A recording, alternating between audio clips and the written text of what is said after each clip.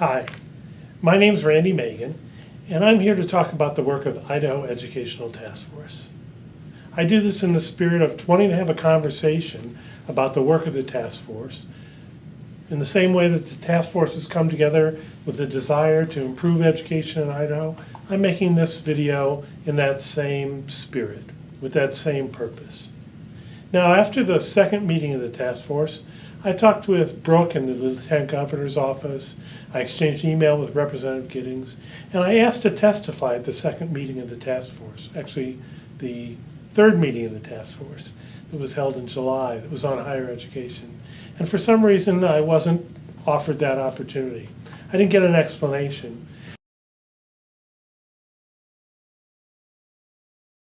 I want to make sure that you know and the public knows that we're welcoming of listening to those other views, because we couldn't develop a policy that's good for the state of Idaho without listening to all sides. I think when we're addressing philosophical differences, it is so important that we know and understand both sides of the issue.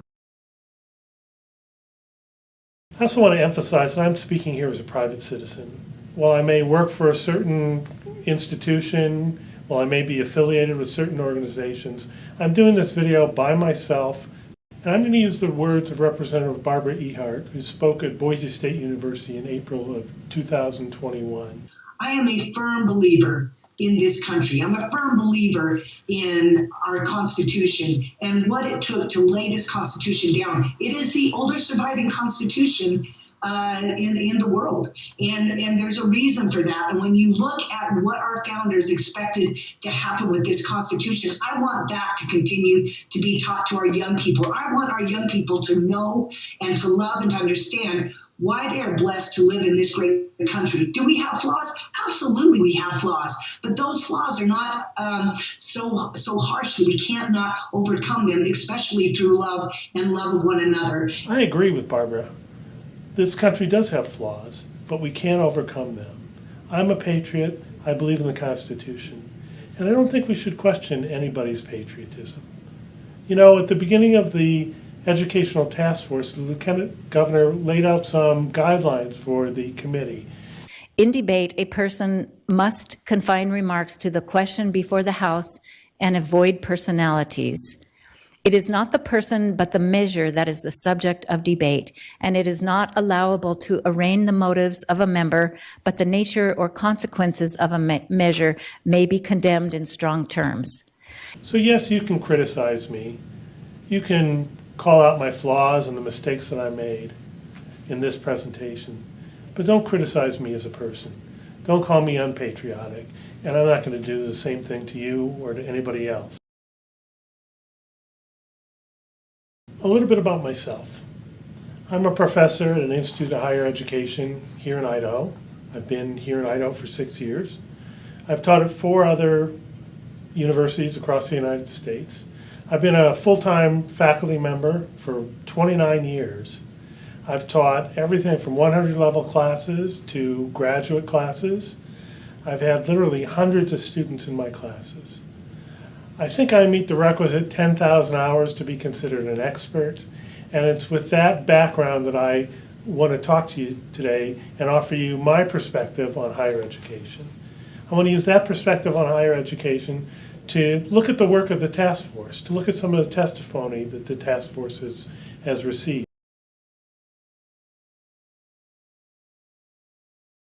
So how do I approach teaching and learning? And I use that phrase, teaching and learning, purposely, because it's not just teaching, it's also learning that we have to be concerned about. I'm guided by the phrase attributed to Plutarch that the mind of a student is not a vase to be filled, but a fire to be kindled.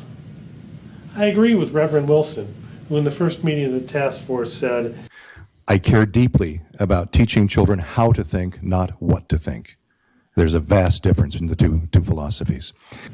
Certainly in the courses that I've taught, I want students to know certain facts and certain figures. I want them to understand the difference between a chi-square test and a t-test. I want them to know the history. I want them to know who Jane Addams was. Certainly there's things that I want them to learn, and I hope that they retain. But I know For many of those facts and figures, there's a short half-life. It's not sticky learning. What's impactful, what's long-lasting, is teaching critical thinking. When I think about my own undergraduate education at a public institution, I learned to read, I learned to write, I learned to think. Yes, some of those facts I've retained, many I haven't, but I'm a better thinker, I'm a better writer, I can speak more clearly, I can articulate my thoughts because of that critical thinking that I learned. And I know from testimony at the task force that that word critical has taken on a whole life of its own. And I want to explain what I mean by critical thinking. The material on these slides would be covered in several class sessions. I think several hours using exercises and lectures and discussion.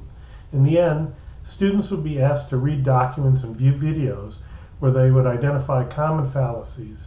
In fact, I may have my students view the testimony before the Idaho Educational Task Force and identify the fallacies that were employed.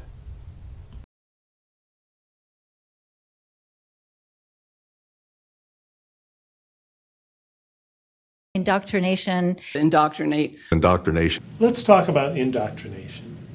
Now that's a word that's been thrown about by many of the people who've offered testimony to committee. It's been used by various committee members. And to be clear, I'm not quite sure how that works in a college classroom. There's a popular meme going around on the internet now, at least in academic circles.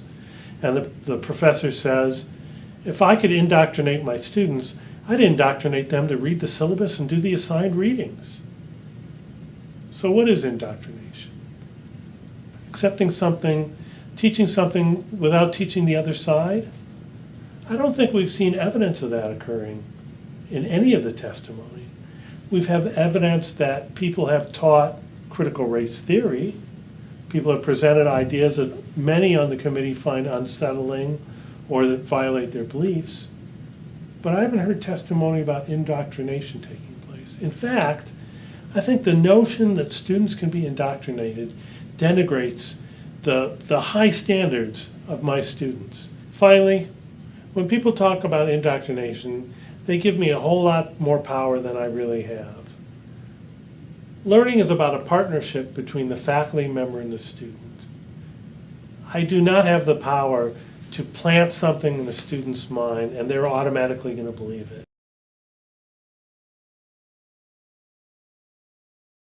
My hope is that the rational arguments I've presented here will be heard, because we're all in this together.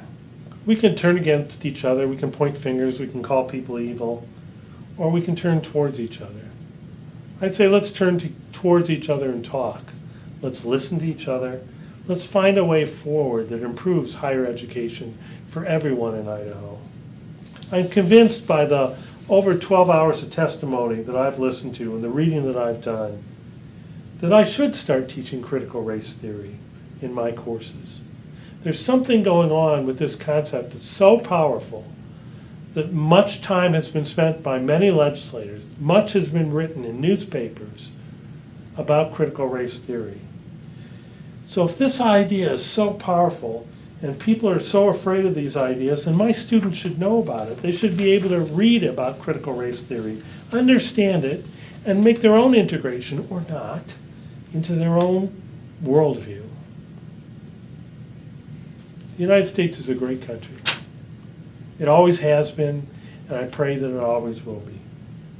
The United States I live in has room for differences. The United States I live in has room for different ideologies. The United States I live in has room for different theories.